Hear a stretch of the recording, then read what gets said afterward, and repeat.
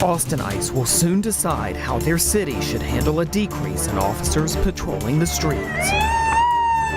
Proposition A is on the November ballot and early voting is on the horizon. So we're diving into how it could impact the future of policing in our city and why those for and against it feel so strongly. It should not be too much to ask that we live in a safe city for everyone. Just throwing 500 officers there does not make anyone safe. This is a KVUE News Defender special presentation of our Proposition A debate. And good evening, everyone. Thank you for joining us tonight. This is the first and only televised Proposition A debate. I'm Tony Plahetsky, and I'll be the moderator tonight. We reached out to Save Austin Now and the group No Way Prop A, and they each sent a representative from their campaigns so we can hear from both supporters and opponents of Prop A. Let's get to them now. I'm joined by Matt Makoviak. He's the co-founder of Save Austin Now. That's the group that petitioned to put Prop A on the ballot. And Bill Spellman with No Way Prop A, the group trying to stop Prop A from passing. Everyone here tonight has tested negative for COVID-19. We'll hear from Matt and Bill in just a moment, but before we do, we want to walk you through what Prop A would do if it passes. Here's what you'll see on your ballot. Proposition A reads, shall a petitioned ordinance be approved to enhance public safety and police oversight, transparency and accountability by adding new Chapter 216 to establish minimum standards for the police department to ensure effective public safety and protect residents and visitors to Austin, and prescribing minimum requirements for achieving the same at an estimated cost of $271.5 million to $598.8 million over 5 years. But the ballot language doesn't tell the full story. Proposition A would require the city to employ at least 2 sworn officers for every 1,000 residents. According to the U.S. Census, more than 961,000 people lived in Austin as of April 2020. That means the city would need to have at least 1,923 officers. Right now, APD has about 1,600 sworn officers on staff. Another part of the proposition requires the city to have full enrollment for at least 3 full-term cadet classes until staffing levels return to those prescribed in the 2020 budget, when the city set aside enough funding for 1,959 APD positions. According to the city, which would have to enforce Prop A if it passes, APD would have to hire at least 300 officers in the first year. Aside from increasing staffing, Prop A also requires officers to devote 35% of their time to community engagement. Plus, it requires an additional 40 hours per year of mandatory education for sworn officers after they graduate from the academy. That education would focus on things like critical thinking, defensive tactics, intermediate weapons proficiency, active shooter scenarios, and hasty team reactions. It would also add incentives for officers who are proficient in the 5 most common non-English languages in the city, participate in mentoring programs for cadets, and get an honorable conduct citation for every 5 years of service. The police chief would be tasked with maintaining a police force that reflects the racial, ethnic, and gender diversity of the city, and ensuring that officers who are proficient in the most common non-English languages in the city consistently patrol neighborhoods where those languages are spoken. Plus, it adds some requirements for the mayor, city council members, plus their assistants and staff, as well as the director of the Office of Police Oversight. Those officials must go through the Citizens Police Academy and the Ride-Along program. And Austinites must do this too before a council member can appoint them to the Public Safety Commission or the Community Police Review Commission.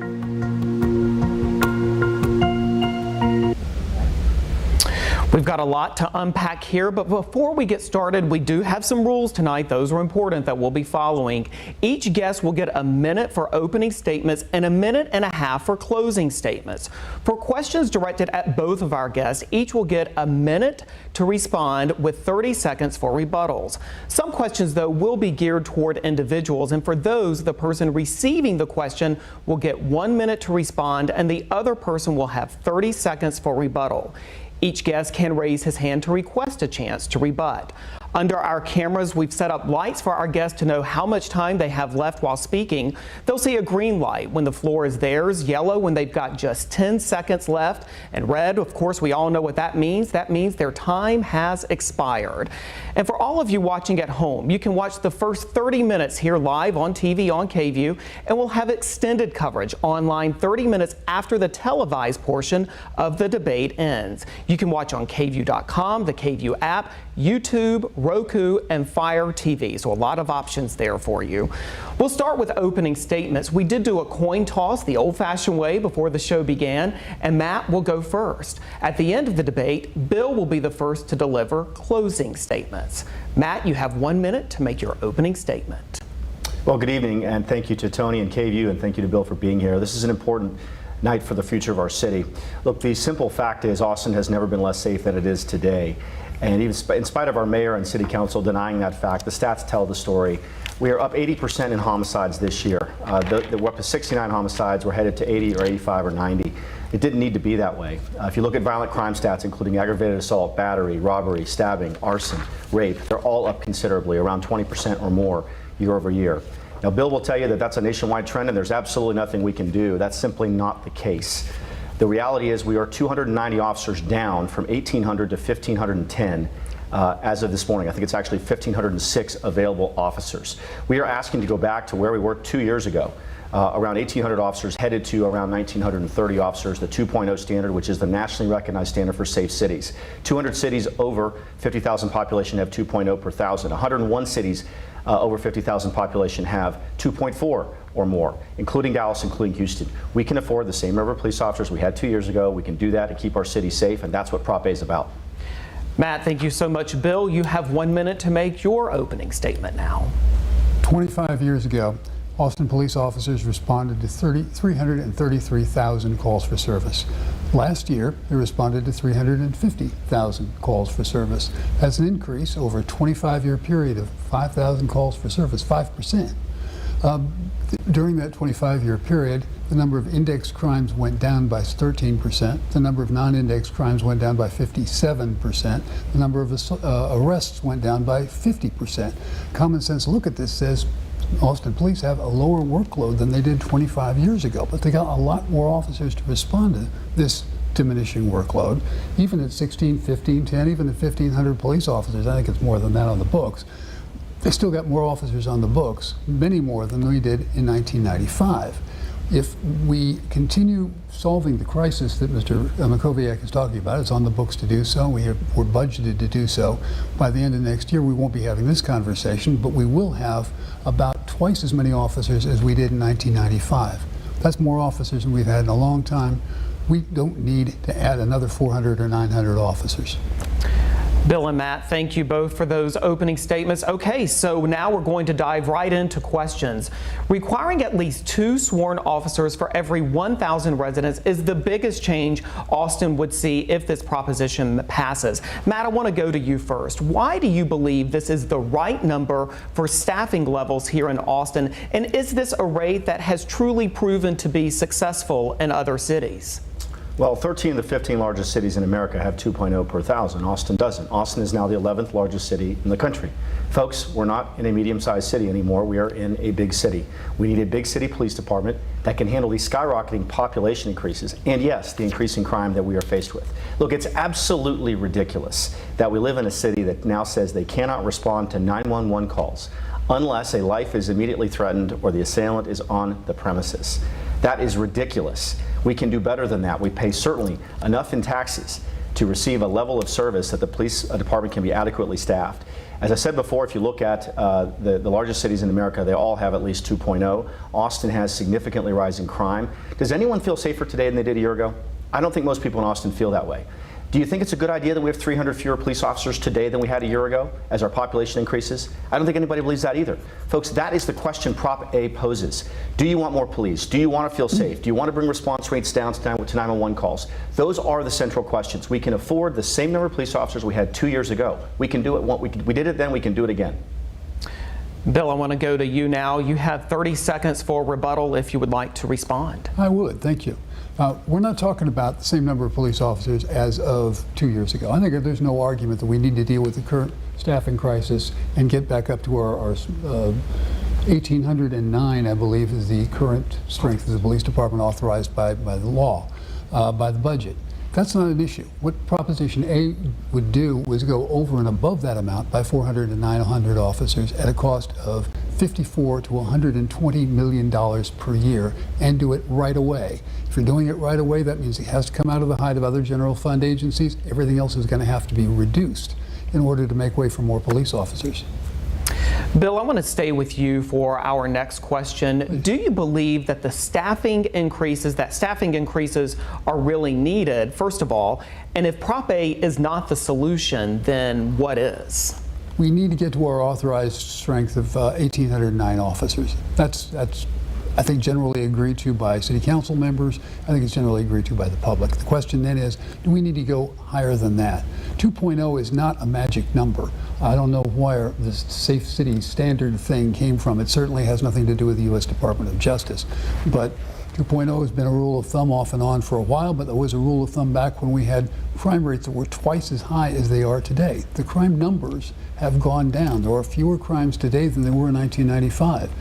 That doesn't necessarily mean to me that we need to have 50, 80, twice as many police officers, but we're already there. What this is asking for is almost 3 times as many officers as we did in 1995. That doesn't make any sense to me at all.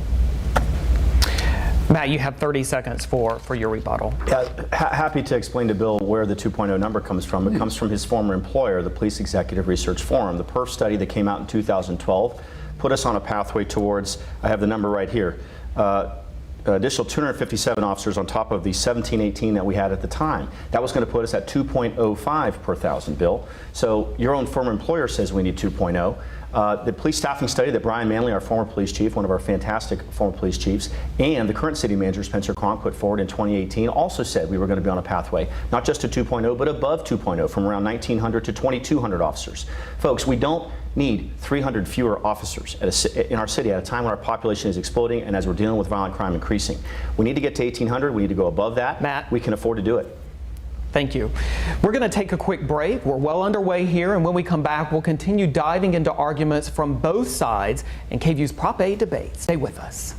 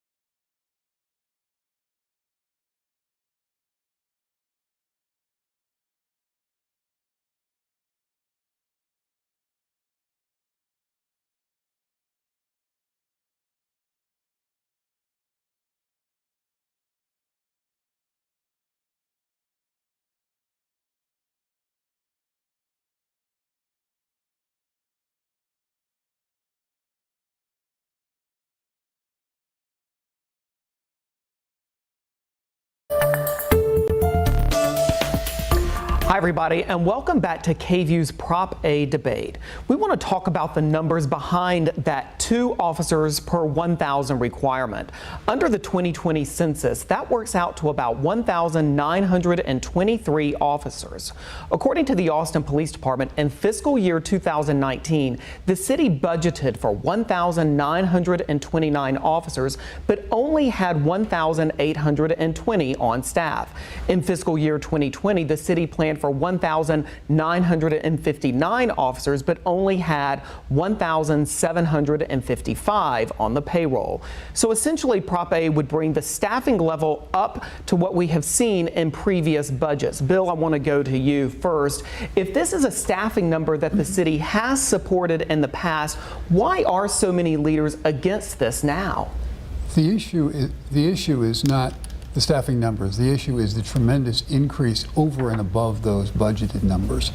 I got no problems at all with 1,809. We ought to cure the staffing problem we've got right now. That's already in process. We have 80 police officers coming online, graduating from the academy in January. We have another 120 officers likely to be graduating from academies in this fiscal year. That's already budgeted, it's scheduled, it's going to happen.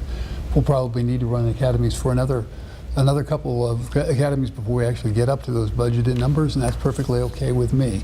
The key issue here is the 400 to 900 officers over and above the number for which we have already budgeted. We don't need another 400 or 900 officers when our crime rates are going down. Now, Matt's going to tell you that the crime rates, in fact, are going up. That's not true. Property crime rates are down, rapes are down, robberies are flat. The only thing is up is homicide rates and aggravated assault rates. And that's an important number because we know from experience that just putting more police officers on the street is not going to reduce your homicide rate or your aggravated assault rate. We've had a long experience on this subject. You need to do something different if you want to reduce homicides. Bill, thanks so much. Matt, you have 30 seconds now for a rebuttal. Yeah, so you have to understand why our staffing level is so low. The council voted 11-0 last year to cut up to 1/3 of our police budget, $150 million. No city in America cut 1/3 of their police budget. They cut $20 million immediately. They moved $130 million from the police department to any program they wanted. They canceled 150 police officer positions. They canceled 2 cadet classes. They delayed the graduation of the most diverse cadet class in the history of our city. And so now as we've had attrition, where we've gone down every month, 15 to 25 officers every month with no ability to replace them. That is how you go from 1,800 to around 1,500. And so allowing us to have 2 classes over the next 18 months not only doesn't get us back to 1,800, Bill, it doesn't even get us ahead of where we are now at 1,500 because the attrition is happening faster than the replacement is happening. Folks, they don't want more police officers. Matt, they don't want to fix the staffing crisis. They don't Matt, really believe there is a staffing crisis. Thank you so much. Bill, I do want to give you an opportunity to respond to this. Those academy classes were canceled because the academy was broken. The best academies in the United States recognize that police officers have a very difficult job because they have to have a dual mindset. On the one hand, most of the time they have to realize that the community they're policing, the people who live there and work there and own businesses there, are their best friends and strongest allies, that they can rely on them for assistance, information, and active cooperation. Every once in a while, they have to realize that some of those people are out to get them, and they have to go into full warrior mode. And one of the things that police academies are good at, if they're good, is training officers to go back and forth between being officer friendly and being officer don't screw around with it. Bill, thank you so much. I actually want to take an opportunity here to ask you both a question. Bill, you mentioned this, but I want to get both of your take, and it's one of the issues that came up as we were doing our recent series, Reforming the Force, and that is the degree to which more officers necessarily equals less crime. There is a lot of debate among experts and among scholars who study this issue. Matt, I want to ask you about that first. Yeah, so our police chief, Joe Chacon, says that visible police presence is the single greatest deterrent to crime. And we don't have that right now because we're 300 police officers down year over year. We also don't have proactive policing. Ask yourself this question. Do you feel safer because we no longer have an anti-gang unit? Do you feel safer that we no longer have a park patrol unit? Do you feel safer that we don't have a motorcycle traffic enforcement unit, which is why traffic fatalities and road rage are up? We don't have these units anymore because we do not have the personnel to staff the city, and that is why we've had to close down proactive units, specialized units, put those people on daily patrols, and Bill, that has contributed to this historic rate of attrition that we are seeing that we have to arrest, we have to stop. The best way to do that is for us to step up, fund these positions, go to the nationally recognized standard of 2.0 per thousand. We've been there before, we should be there again. And I would also say to Bill's point, if you want to increase community policing, vote for Prop A. Okay, if you want to increase training, which is going to include things like de-escalation training, vote for Prop A. So the points he was just making, make the case for Prop A. Matt, thanks so much. Bill, I do want to ask you that same question. In your estimation, what is the relationship between the size of a police force and a city's crime? It all depends on which crime you're talking about. If you talk about auto theft, having a visible presence is going to reduce your auto theft rate. It will probably have an effect on your robbery rate, might have an effect on your burglary rate. It's not going to affect larceny, it's not going to affect rape, it's not going to affect aggravated assault and homicide. We're talking about completely different animals where homicide and aggravated assault are concerned, and those are the crimes which are up. Those are the crimes which are up nationally and all over Texas. Those are the crimes we have to deal with. The only way to deal with a homicide increase is through identifying who your the most vulnerable victims are, who your most likely perpetrators are, and where they're going to come together. And by working on the most dangerous people in the most dangerous places, by lifting the veil of anonymity around perpetrators, letting them know, we know who you are, we know what you're up to, we know what you're about to do, and we are going to get you. This is the only way to deter violent offenses. Just putting a presence on the street, we know from long experience, won't have an effect. Bill, thank you so much. Matt and Bill, thank you for your responses to our questions so far. We're going to take a quick break and we'll be back in just a moment with more of our Prop A debate on KVUE.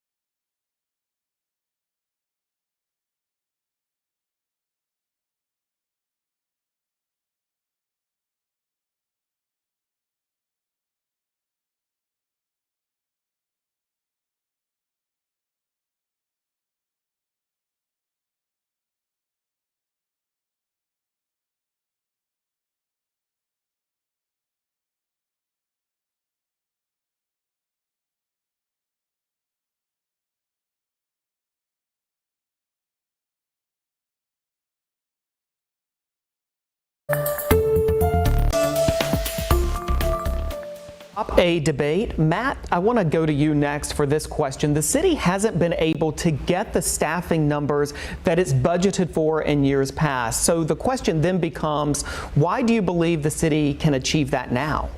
Yeah, so we always have the challenge of available officers and employed officers versus the authorized strength level. And so we obviously need to do a better job recruiting, and I know APD works really hard on that. And we believe that that incentive for minority officers who are proficient in one of the 5 most spoken foreign languages will help. We believe the retention pay element that we have for our very best officers is going to keep officers here. Look, we have to stop the attrition. At a time while population is increasing, and yes, Bill, at a time while violent crime is rising, that delta is the reason why Austin's never been less safe than it is right now, and why it's going to continue to get less safe until we turn this thing around and change direction. So we believe that striving towards that 2.0 per thousand metric, which 3 of our former mayors who endorsed Prop A all said we have been striving for 30 or 40 years. Striving for that is how we're going to get there. It's not a question of whether we're at a specific number on a specific day. We know it's going to be very hard to hire 300 to 350 officers in the first year, but we have to start heading in that direction. Folks, we're 290 police officers down year over year at a time when population is increasing. It doesn't make sense. We need proactive policing and specialized units. We need adequate 911 response rate time. These are the things that are affecting average families, working class families that are bearing the brunt for the homicides that we're seeing across our city. And your light has gone red, Bill. You have 30 seconds to respond. The best way to get more police officers on the street is to have successful academies. One of the reasons why we closed down the academy, why the city closed down the academy a couple of years ago, is because only 50% of the people who started the academy actually graduated, not because they were being thrown out, but because they left voluntarily. The academy, as I was saying, needs to train police officers for what policing is like in the 21st century. They got to work productively with citizens. They also have to be ready to defend themselves. Being able to switch back and forth is a good thing to do, but the academy was focusing on warrior mode, not on productive collaboration with communities. We need to do that. That's going to keep people in the academy, graduate on time at 80% rates. We're going to be able to put more police officers on the street. Bill, thank you so much. And Matt, I just want to give you about 30 more seconds for some final thoughts on this question. Yeah, so if you're out there and you just want us to be safe for your family, for your children, for visitors who come here, for your small business, we need your help. Early voting starts Monday. We need you to reject a lot of the smears against our campaign, to vote for Prop A, to ensure adequate staffing, to double police training, and to enact sensible reforms. George Soros has put $500,000 against us here, a New York billionaire. You can go to austinfightsbackagainstsoros.com and support us directly. We need to make Austin safe again for every family that lives here. That is why we are doing this. That's why we're doing this on a nonpartisan basis as Save Austin Now PAC. We're proud of the work we're doing. Matt, thank you so much. We want to take a quick pause. That is all the time we have for our Prop A debate for our viewers watching us on television. But fear not, the debate is not over yet. You can keep watching us on KVUE.com and the KVUE app, plus YouTube, Roku, and Fire TV. We hope you'll stay with us for some more in-depth questions and closing statements from our guest. We'll be back in just a few moments.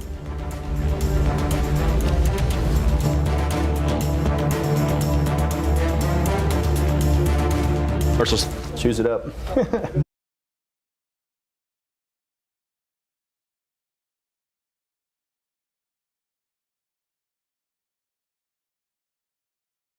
Around for the second half of our Prop A debate, we want to pick up where we left off. The cost has been a huge part of this debate over this proposition. The city estimates it would cost $271.5 million. I'll say that again, $271.5 million to $598.8 million over the next 5 years. It's a pretty big gap there between those two numbers on the high and low end. Opponents say this will take funding away from other city resources like parks and like libraries. The Austin Firefighters Association claims it would force cuts for the fire department, EMS, and mental health care, but supporters say that's simply not the case. And ultimately, it is up to the city to decide how to budget its money and to enforce the proposition should it pass. So for Matt and Bill, when these two groups are saying opposite things, what do voters need to know about the funding for this? Is this something that the city can really afford? Bill, to you first. Matt has said in previous debates that the police department only accounts for a small percentage of the total amount that the city of Austin pays for. Most of the Austin budget is Austin Energy, Austin Water, Bergstrom Airport. They have nothing whatever to do with public safety and the other general fund agencies, which are tax supported, property taxes and sales taxes. Police, fire, EMS, the other general fund agencies are supported by taxes. And if we were to increase the number of police officers by 400 to 900 and increase the cost by 54 million to 20 million per year. That would only come from the general fund, from tax-supported receipts. If we do this quickly, if we do this over a long period of time, probably we could support it, we could afford it, but if we have to do it quickly, and that's what the ordinance calls for, that it be done quickly, the only way to have that done quickly is to take money out of the other general fund agencies, fire, EMS, parks, libraries, public health. That's going to be a reduction in services, maybe a reduction in facilities, and maybe layoffs. Just want to wrap you here. Thank you so much. Matt, to you, of course, the cost is a big part of this conversation. So is this something that the city can afford? The answer is yes, because they could afford it 2 years ago. We have nothing in Prop A that says you have to cut fire. We have nothing in Prop A that says you have to cut EMS. We have nothing in Prop A that says you have to cut libraries and parks and pools. In fact, if those things are cut, it's because the City Council chooses to cut them, and they won't. They've chosen 5 of the most popular things to scare people, to try to make them choose. We don't have to choose. We can have enough police officers in the 11th largest city in the country and an adequate staffing for the fire department, which is 4 fire department personnel per truck, and adequate EMS, and the other things that our city residents support and desire. We can do it. Folks, we're going to have a $40 to $50 million increase in property tax valuations alone next year. This is going to cost $30 to $35 million in the first year, according to our estimates, not $54 million and certainly not $111 million, which includes capital expenditures which have nothing to do with the police budget. This cost estimate was never independently analyzed. It was presented to the council 2 hours before they voted 11-0 on ballot language that the Supreme Court threw out 8-0. Don't buy into the cost argument. Yes, it's going to cost 5% of the discretionary budget to make sure we have enough police officers. Bill, I do want to give you an opportunity to respond to what Matt just said. The cost figures were determined by the chief financial officer of the city, working closely with the police department and developing a few assumptions which were necessary in order to come up with some number. $54 million to $120 million per year is something which I think probably we could afford if we were able to stretch it out over a 10-year period. And I don't think we need that many officers given a vanishing workload, but yeah, we could add some more, we could add officers over a long period of time. But if it has to happen fast, we need to find $54 to $120 million quickly. You can't do that quickly without with an increase in the budget when the increase in receipts to the general fund are going to be only 3.5% higher. Thank you. The city says part of the reason for that price tag is that they would need to buy or lease a new training facility. On the low end of their estimates, they would want to build 1 new police substation, and on the high end, they say they would need to build 3 new substations to accommodate the staff increase. They also say they would need to buy new vehicles and other equipment. So this question is for both of you. Is this necessary for the staffing increases to happen, Matt? No, because we're asking for the same number of police officers we had 2 years ago. And keep in mind, that the Northwest substation was already approved by the voters. And no one's asking for 3 new substations, and the police department's not asking for a new training academy. And if they did, I imagine there would be a bond that would pay for that. So that's not what we're talking about. That's why this cost estimate is ridiculous and not serious. But for us, again, it's a question of can we afford the same number, roughly, of police officers that we had 2 years ago. That's all we're asking for. And yes, we can afford it. It's 5% of the discretionary fund, the so-called general fund. That's all it is. And so what they're not telling you is they want to keep funding all the causes on the far left that they've been funding the last few years. They just put $179 million into homelessness over the last 3 years. Did they talk about cutting fire because of that? Of course not. Now they're talking about spending $515 million on homelessness the next 3 years. Have they talked about cutting fire because of that? No. Today they spent, I think it was $6 or $7 million on rental assistance. Did they have to cut fire because of that, Bill? No. They do whatever they want. They never cut spending on anything. But now when we ask for enough police officers to make sure our city is safe for everyone who lives here, they say we don't have enough money. It's ridiculous. Voters know it, and that's why Prop A is going to pass on November 2nd. Bill, over to you now, your response to what Matt just said. The reason this is going to cost $54 to $120 million per year is not because of what it is Matt says he's asking for. It's because of what his ordinance says. His ordinance says we need to have enough police officers to be able to create 35% uncommitted time for each of the police officers on patrol. We don't know how many officers it's going to take to get to 35% uncommitted time. Now, that uncommitted time has been rebadged as citizen engagement time. We can talk about what that means in a few minutes if you want. But the key issue is that the city chief financial officer wasn't sure how many officers 35% was going to require. Maybe it'll only require 400, maybe it'll require 900. We don't know, and that's the reason for that very broad range of 54 million to 120 million, because the ordinance requires that happen more or less immediately. In the short run, we'll put as many officers on the street as we can, but we'll also have to pay tremendous amounts in overtime to see if we can hit that 35% mark. If we can't, we're going to have to add more overtime or find something else to do to hit it. That's what the law says. Bill, thank you so much. Matt, I do want to ask you just as a follow-up question to this. So are you essentially saying the cost for Prop A is flat, or has your group, Save Austin Now, run its own estimates? Yeah, so our estimate is that it will cost $30 to $35 million in the first year, and we do that based on the fact that police officers cost roughly $100,000 per officer. That's salary, that's benefits, that's training, that's equipment, that's car, that's weapons, it's all those things. Roughly $100,000 per officer. So if we need 300 to 350, you can do that math. Look, community policing is something we should all want more of. I don't know anyone that wants less community policing. The only way we're going to get more community policing is through Prop A. This council hasn't done that. They've refused to do that. They don't admit there's a staffing crisis to begin with. They don't do anything about it, certainly. They don't seem to care that 911 calls now can't respond unless it's life-threatening or the assailant is still on the premises. They don't seem to care that only 4% of scheduled police shifts are fully staffed, putting every single police officer that shows up for a shift on time at greater risk.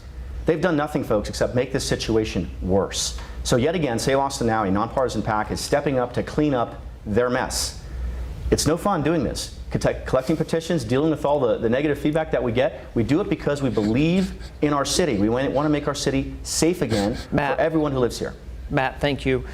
Bill, just a very, I want to give you just a 30-second rebuttal to this question that I just posed to Matt in terms of Save Austin Now's estimates. $30 million is a ridiculous estimate. $54 million is itself a very low-ball estimate. It required a lot of assumptions on the chief financial officer's part. Let me give you a couple of them. One of the assumptions he made is that the number of people moving into town was going to be 1% or less over the next 5 years. We have not had a population increase of 1% in any given year since 1988. With Tesla moving to town, putting in a headquarters, it's sure as heck going to be more than 1% for 5 years running. He assumed that police officers were willing to accept a wage hike of only 1%. That's under the rate of inflation. That means they're losing money on a year-by-year basis. To their credit, they've been willing to do that, but not for 5 years in a row, and I wouldn't expect them or want them to. Bill, thank you. Thanks. On to our next question now. The proposition would require officers to spend 35% of their time on community engagement. I want to talk about, by the way, what we mean by community engagement. This question is for both of you, though. Is this feasible when Austin Police Department, when the APD is already dealing with rising response times and changing its policy to, as you both have mentioned, not send officers to non-emergency calls? Bill, we'll go to you first, but I do want, if both of you could, to incorporate into your answer what exactly we mean by this community engagement time. What is that exactly? What the ordinance in Prop A calls for is enough officers so that what is sometimes called community engagement time would be as high as 35%. We've never hit that number before. It's been a dream from the budget office's point of view, but we've never really hit 35%. We have hit 29%. That was the last number we measured. If we were to go from 29% uncommitted time to 35% uncommitted time, that would be about 36 minutes more per shift. If a police officer chose to spend that time on community engagement, they're free to do so. If not, if somebody doesn't tell them to do it and they choose not to do it, we won't see an increase in police officers talking to citizens. We will see an increase in time that police officers are not spending responding to calls. Of that 29% of uncommitted time, the last time we measured it, about half of that time was could not be spent on citizen engagement because about half of it had to be spent on paperwork, writing up reports, filling out forms, answering emails. It simply wasn't available for community engagement time. To equate the two, I think is a misnomer. Bill, thank you. Matt, over to you now. What is your response? Is it really feasible to require officers to spend 35% of their time on community engagement? Well, Professor Spellman's answer got way in the weeds and didn't really get to the main issue, which is, do you want more community policing or not? Because the only way to get more right now that's actionable, that does not require the city council and the mayor to bless it, is to do it through Prop A. If it's a good thing and everyone agrees, why haven't we been doing it? It was introduced into the city of Austin by former police chief Elizabeth Watson in the mid-1990s as a concept.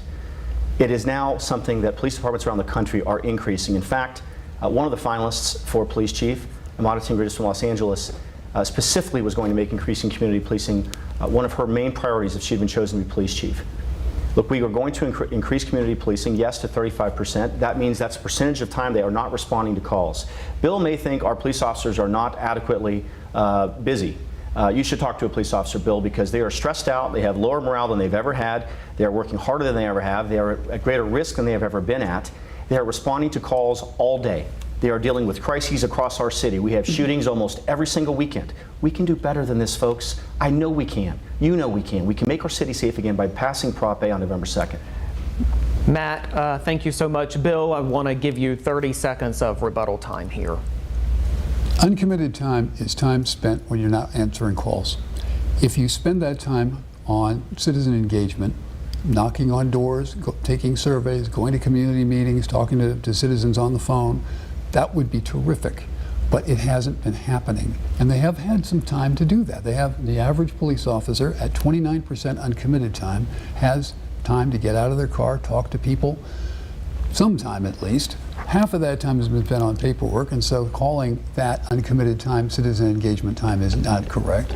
But if police officers are actually spending that time on citizen engagement time, Bill, all Prop A is going to do is add 36 minutes Bill, to that. Thank you at so an enormous cost. Thank you so much.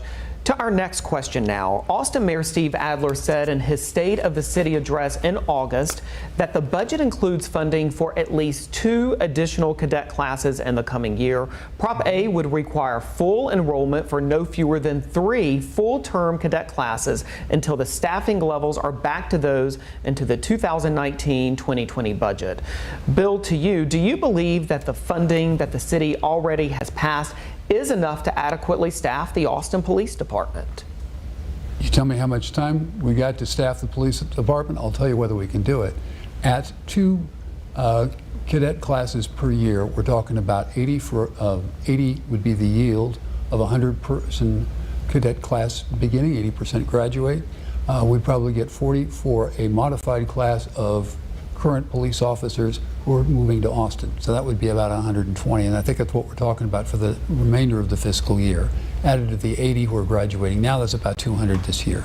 That's about what we can get in the average year. If we wanted to step it up, we are going to need a better facility. We're going to have to run more classes. Depends on how big a hurry you're in.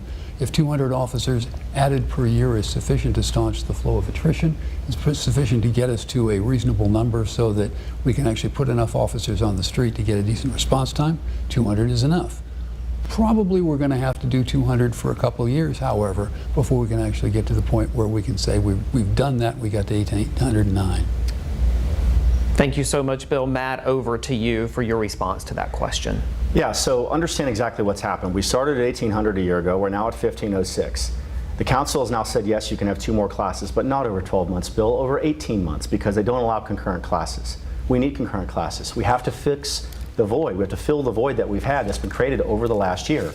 So yes, we need concurrent classes. We need night classes that can appeal to people who are already working. We need a modified class that will allow police officers from other areas to come in and come in 2 or 3 or 4 months. We don't have that right now. We don't have a modified class. Folks, the reason we're in this position is because they defunded the police. The state legislature, on a bipartisan basis, passed a law that required them. I need a little more time here, Tony.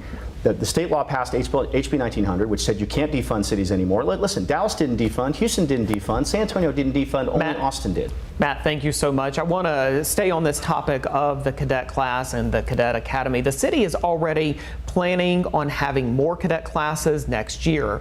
So Matt, I want to talk to you about this specifically. Why is this cadet class requirement something that you felt was so important to include in the proposition? That's what I was just getting at. I mean, if you're going to try to fix the staffing crisis, you have to speed up the number of cadet classes and make them concurrent and allow night classes and allow modified class. Folks, if you're at 1,800 now and you're going to 1,500, that's 200, that's 300 down. We're going to continue to lose 15 to 25 officers every month, as we have every month since this past August of last year. In fact, over an 18-month period, if you do 2 classes, that's 180 or 160 maybe new officers that come in. You're going to lose more than that at 15 a month. So you're not only not not gaining back what you lost, you're not even staying afloat where you are. This is the math problem that Bill cannot answer. The current pathway does not fix the staffing crisis. In fact, it allows the staffing crisis to get worse. That should make every single Austinite angry. This city council and this mayor created this mess. We are going to clean up the mess for them. It's ridiculous we have to do it at all, but we are here working hard, 30,000 Austinites signing our petition, hundreds of volunteers, people working really hard just to make sure we have enough police officers to keep our city safe. Thank you so much, Matt. Bill, what is your response? You've got 30 seconds for rebuttal here. If we got a mess, it was created by the police department. For 2 years, the city council said, we need you to fix the academy. We know the academy is broken. We know that people are leaving the academy voluntarily because they don't think the training is worth a darn. You need to fix this. For 2 years, the academy staff dithered and didn't do anything. After 2 years, the city council finally believed the only way we're going to get their attention is by canceling classes and saying we won't open them up again until you have actually fixed the curriculum. They didn't.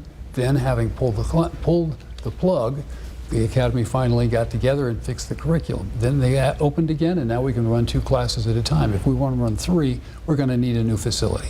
I have to just say, you've got 30 seconds, Matt, to respond to Bill's rebuttal here. It is outrageous to blame the police department for the mess that we are in. This council chose to cut 150 positions. Bill, they did that. You can shake your head. They did that. They cut $150 million from the police budget, put $130 million of that to anything they wanted. Okay? They canceled 2 cadet classes and they delayed the graduation of the most diverse cadet class in the history of our city. And now they're not even letting us replace those officers. They're not even letting us stay where we are around 1,500. They want to let us get to 1,400 or 1,350. On the current attrition trajectory, we're going to be at 1,350 officers at the end of this year. Thank you so much. I know I want to go to our next question now. I know we could all talk about this all night. We do have a few more questions left. Earlier this year, the state legislature approved a bill that penalizes large cities that cut police funding. This forced Austin to essentially restore its police budget to what it had been before the 2020 changes were made, and to reduce funding to the Austin Police Department, and to separate, as Austin did last year, certain programs from the police department. Matt, to you, does that law achieve the changes you want to see in how Austin handles police funding? Why go beyond what the state legislature has already imposed through state law? Yeah, so that law, HB 1900, authored by Craig Goldman, did pass on a bipartisan basis, which should tell you something. It means even Democrats in the legislature don't believe we should defund our police. We have a black progressive mayor in Dallas who didn't defund the police. We have a black progressive mayor in Houston who didn't defund the police. We have a white progressive Jewish mayor in San Antonio who didn't defund their police. We have a weak mayor here who went along with extremists on the far, far, far left in our city and allowed our police department to be defunded. And then they celebrated it. Greg Casar celebrated it. Now, the problem with that law is it does not fix the staffing problem. The staffing problem is why we are where we are. It does require them to put much of the money back. They did that by moving the 911 call center and the DNA crime lab back in. And yes, they allow 2 cadet classes over 18 months. But as I just pointed out, it does not make up for the attrition we lose just over those 18 months, let alone recapturing and refilling what we've lost over 12 months. 300 officers down in 1 year. Do you feel safer knowing we have 300 fewer officers today than we had a year ago? Do you feel safer? I'm sure you don't. Bill, over to you for your response to that. We have an authorized strength of 1,809 police officers. We need to get that 1,809 police officers. The fastest we can go there is doing what we're doing, running 2 police academies. Between now and the end of the fiscal year, we're budgeted for them. We're going to hold them. If we want to move faster, we're going to need a new facility. We can move faster to get to 1,809, but I don't believe we need to get beyond 1,809 unless there is good reason for believing that those additional officers are going to make us safer. Just putting police officers on the street is not going to reduce our homicide rate. It's not going to reduce our aggravated assault rate. Only when police officers do something different will we be able to get reductions in homicide and aggravated assault. Bill, that's the biggest thing we ought to be talking about now. Bill, thank you so much. Again, as we've been saying throughout the course of this discussion, there's really a lot to unpack as part of Proposition A, so we want to keep tackling some of these topics. During the past year and a half, there have been many calls for police reform, especially related to police brutality. This proposition adds additional training for officers. Bill, I want to go to you first. Is this something that you think would help with police reform if Prop A were to pass? Two things will help with police reform. One of them is what Matt's suggesting. I think additional in-service training for police officers is always a good idea. If that were the only thing that were in this proposition, I'd support it. It's not the only thing in this proposition. There's a lot of other stuff in this proposition, so I can't support the proposition, but that's a good idea. The other thing is an academy which actually trains police officers to be police officers of the 21st century, working collaboratively with the residents and the business owners in their neighborhoods, and only turning on that warrior mode when they absolutely have to. You need to have it, but you shouldn't walk into the community, you shouldn't walk into a community meeting, you shouldn't comport yourself throughout your entire shift in warrior mode. And we shouldn't have a police academy that only trains our officers to be warriors.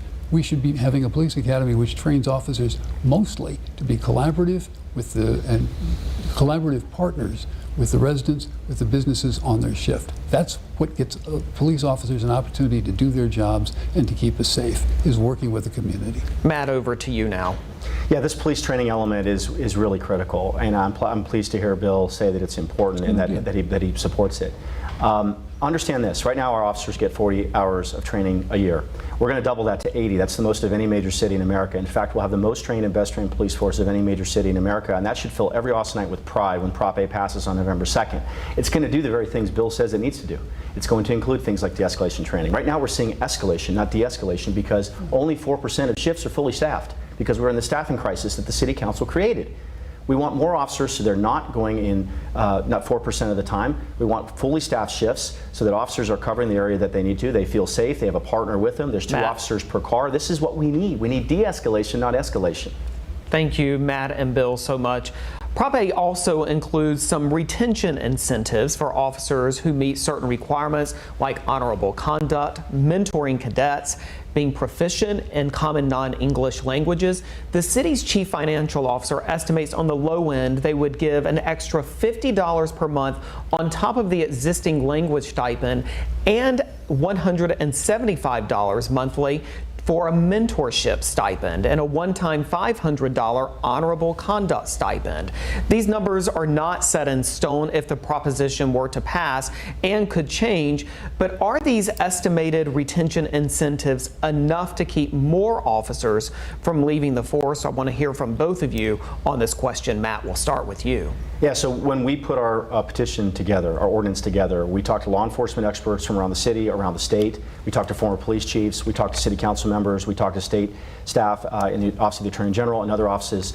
And the conclusion we came to was yes, these retention benefits and incentives are enough to help us retain our very best officers. We don't have the money to give every officer a bonus based on years of service or for every officer. We do believe we have enough money to bring back our very best, and that is something we need. Look, one of the problems we have right now is we're losing our very best because of the attrition. Senior detectives in these specialized units are being told, I'm sorry, your unit's being shut down, you have to go on daily patrol. Many of them are taking early retirement. Many of them are resigning outright. Many of them are going into private security. That is not a good thing. There's a brain drain in the police department right now. I'm telling you, police officers are watching Prop A. This is an opportunity for our city to stand up for law enforcement, to stand with law enforcement. City Hall may not support you. Their actions, their votes, their statements have made absolutely clear they do not support public safety in our city, period, full stop. But our voters can show that we do. We can stop this attrition. We can make our city safe again. Matt. We can improve morale and the security of every police officer in Austin. Matt, thank you so much. Bill, you have a minute to answer this question. Again, are these retention incentives enough to stop officers from leaving APD? Thank you for the reminder of the question. After Matt answered that question and about 12 other questions, I kind of forgot where you started. I have no idea. This is not my deal. I don't understand a lot about what it is that causes police officers to retain, but I do know a couple things. One of them is that one of the incentives we're talking about, the language incentive, was something we tried a few years ago. It was in the budget. We paid police officers who spoke Spanish and Vietnamese and other languages in addition, as particularly if they were policing in the neighborhoods where they were most likely to use them. What it turns out was this was supposed to be an incentive to increase the amount of diversity in the police department. It didn't work. Turns out the vast majority of the people who got the Spanish language incentive were not native Spanish language speakers. They were Anglo speakers who went to school, got a degree in Spanish, were good at Spanish. They were able to take the written test. If the means of determining whether or not you're a proficient speaker is primarily oral, it might actually work really well. But if we go back to what we were using a few years ago, it's not going to work very well. It's not increasing diversity. It's actually not going to accomplish its primary objective. Bill, thank you so much. We know that with an ordinance like this, of course, things are not going to change overnight. Essentially, the city would have to hire hundreds of new police officers. This question is for both of you. Is this really enforceable? When would the city be able to meet all of these requirements in the ordinance? Bill, over to you first. Of course, you are a former city council member yourself. The hard part about this ordinance is that it is open-ended. 2.0 per thousand is a hard metric. I don't think it's a very sensible metric, but it is a hard metric, and you know exactly when you've met 2.0. And many times over the last 20 years, we've been at or very close to 2.0 per thousand.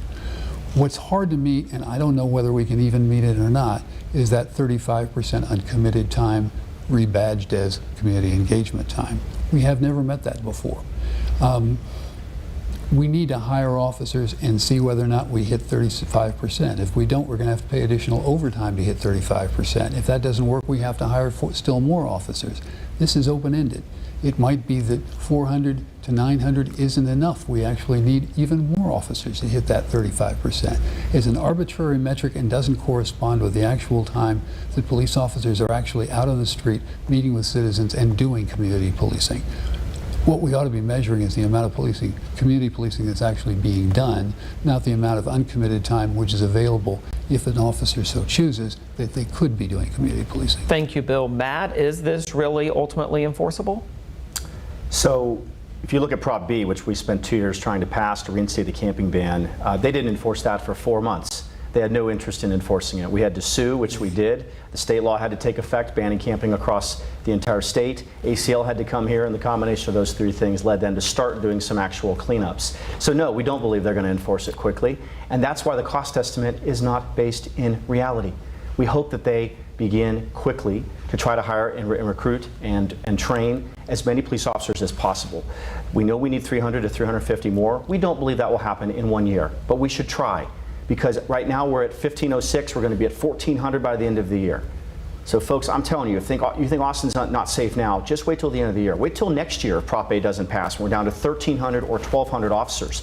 That is the trajectory that we are on. We have to turn that around. And so, yes, we hope it's enforced fully. We're going to pressure the city, hold them accountable if they don't. But we realize there are limitations to how many officers they can recruit for the academies, how quickly they can do it. But we're going to work with them very closely to ensure that Prop A is fully enforced as quickly as possible. But it won't be in 1 year. Thank you, Matt. Bill, I wanted to give you 30 seconds to respond to what Matt just said. Embedded in everything that Matt Mackowiak says is the assumption that somehow putting more police officers on the street is going to reduce the homicide rate and reduce the aggravated assault rate. If you look at who commits homicide, who commits aggravated assault, and you compare it with a burglar or an auto thief, there's a huge difference. Auto thieves are going to be persuaded by the presence of a police officer, probably don't steal that car when a police officer is looking. Somebody who's dead set on killing somebody, who has a gun in their pocket and sees somebody they don't like, they just had a fight with, they're going to use it.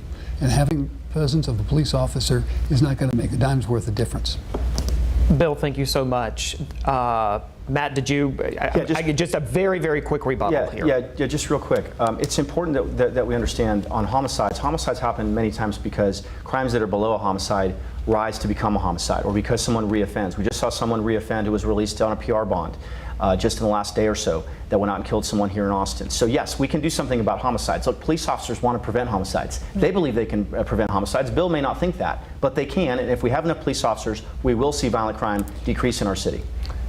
Thank you both. I do want to go to our final question before we move to closing statements. And this question is for both of you. Obviously, Save Austin Now and No Way Prop A have two very different ideas. I think that's become even more abundantly clear tonight about how to handle police staffing for our city going forward. So here's the question for both of you. Is there some common ground that you can find with regard to policing in Austin's future? What is something you think all Austinites can get behind, regardless of how they plan to vote on this issue? Matt, over to you first. Well, I would hope everyone can agree that we're in a staffing crisis. In fact, it's the most profound staffing crisis in the history of our city, and that's good for no one. Yes, you can debate what number is the exact right number. We believe 2.0 is a good number. It's a nationally recognized number. It's a number we have had in the past. We've been striving for in the past. It was in the last police chief's staffing plan, which the city manager was a part of. Look, folks, our population is exploding. It shouldn't be too much to ask that our police department grow as the population grows. We are a major American city. We've never been less safe. The attrition rate is alarming. We can't respond to 911 calls. So I think Bill and I both agree we don't have enough police officers. We need more. The question is, how are we going to get them? We're going to get them by passing Prop A, because the simple fact is the mayor and the council have shown absolutely no interest in trying to fix the staffing crisis. By allowing only 2 cadet classes over 18 months, we're not even going to replace the officers we are likely to lose over that 18-month period. So they don't want to be at 1,500. They certainly don't want to be at 1,800. They want to be at like 1,300 as our population increases. Bill, you can shake your head, but that is the reality. And over to you, Bill, for your response. Is there some common ground in your estimation that Austinites can find no matter how they plan to vote on this proposition? I'm not a mind reader, so I will not speak for the average city council member, but I will report that what the average city council member says, which is when we put 1,809 as the authorized strength of the police department, we want to get to 1,809. Now we're going to get to 1,809, maybe not at the end of this year, but at the end of next year, and if not that, we just keep running academy classes until we get to that number. If we need more because something happens, if there's an emergency, if the police chief makes a proposal to the city council, give me another 50 officers, give me another 100 officers, here's how I'm going to use them in such a way that we can be fairly sure it's going to make us safer, I would entertain that if I were still a city council member, and I think the city council currently would do so. But their issue is right now we want to get to 1,809. We do not, however, want to beggar our other city government agencies. We do not have to lay people off, to close facilities, to reduce services elsewhere. And if we have to increase police officers fast, that's the only way we're going to be able to do it. Bill, thank you so much. So we're, 1 minute past 7 o'clock here tonight. As we wind down, we'd like to give each of you a minute and 30 seconds to make your closing statements. Matt, of course, you went first in opening statements. So Bill, we're going to begin our closing statements with you tonight. Bill. Between 1978 and 1988, I worked for the Police Executive Research Forum, a national association of big city police chiefs, where my full-time job was to work with police officers every day all over the country to find better ways of catching crooks and preventing crime. That was my full-time job. When I came to the University of Texas, sometime after I came to UT and started teaching at the LBJ school, I set up a police training shop funded by the federal government, by the COPS office, where we trained 14,000 police officers in the practice of community policing all over Texas, using trainers, some of them drawn from the Austin Police Department, some drawn from other police departments in Texas. I've been working with police officers all my life. Almost all of them have wonderful people who are highly motivated and do really good work. I like cops. I don't like Proposition A. The Firefighters Association is in a very similar position. They work with police officers every day. They rely on police officers to keep the crime scene safe, the accident scene safe, to allow the firefighters to do their work. They like cops too, but they're against Proposition A because they're worried about their jobs. Shortly we will be hearing from the emergency medical system people, the paramedics, who are in the same position as the firefighters. They like cops, they don't like Proposition A. City employees like cops, they don't like Proposition A. There's 100 organizations all over Austin, Texas. They're in exactly the same position. We all like cops, we don't want Proposition A because we know that it's going to cause a reduction in fire, EMS, Thank you. and other critical city services. Thank you, Bill. Matt, over to you now for your closing statement. Well, thank you to KVUE for this serious commitment of resources and time for this important debate. Thank you, Tony. Thank you, Bill, for being here. I do respect you. I respect your service to our city over the years and your continued service at the LBJ School. Look, folks, we're here tonight, and Save Austin Now is proud to have been engaged in the work we've been engaged in for 2 years. This organization was founded by a local Democratic activist, Cleo Patrisek, and myself, yes, a local Republican. We are nonpartisan. We agree on everything that we do together. We believe that local issues should not be partisan. We believe that the city is not doing a good job making Austin a great place to live, work, and raise a family. We can do a better job. And it would be nice if our city council and our mayor were moving in that direction, but they don't. That's why they let Prop E, the homeless camping ordinance, continue for 2 years at a great cost to our city. So we worked really hard for 2 years to put that on the ballot, and despite the opposition of the same people that are opposing us now, we succeeded 58% to 42%. Tonight we are trying to save a police department that is in crisis. The staffing situation we're in is an absolute disaster, and it's getting worse. And so yes, we do need more police officers. The best and most direct way to do that is to pass Prop A.